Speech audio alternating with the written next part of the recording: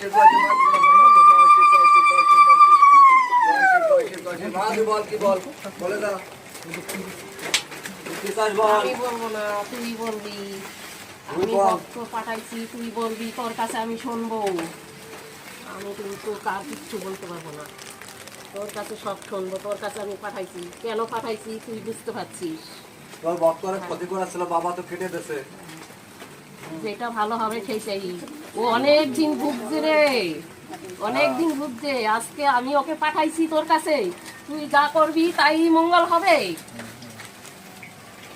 ঠিক হবে, দয়া হবে, তোর ওই বাড়ি মন্দির হবে, তোর পুজো হবে, ভোগ হবে, তুই আসবি, ভক্তকে দেখবি, সব হবে। আমি দেহবন্ধন দিয়ে দিচ্ছি, ঠিক আছে? দেহবন্ধন দিয়ে দিলাম। বাবা বলছে দেহবন্ধন দিতে। দেহবন্ধন দিতে বলছে।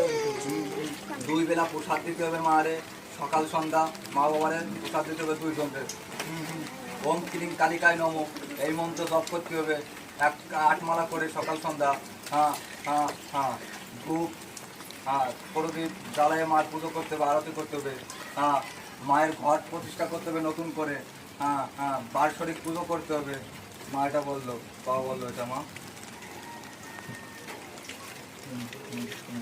আমি বলে দেবো তোর বাড়ি গিয়ে, ঠিক আছে? হ্যাঁ হ্যাঁ, তুই এখন শরীর সম্পূর্ণ ছাড়িয়ে দে। জয় শিব জয় শিব জয় শিব। মায়ের সম্মানের সাথে নিয়ে যাও।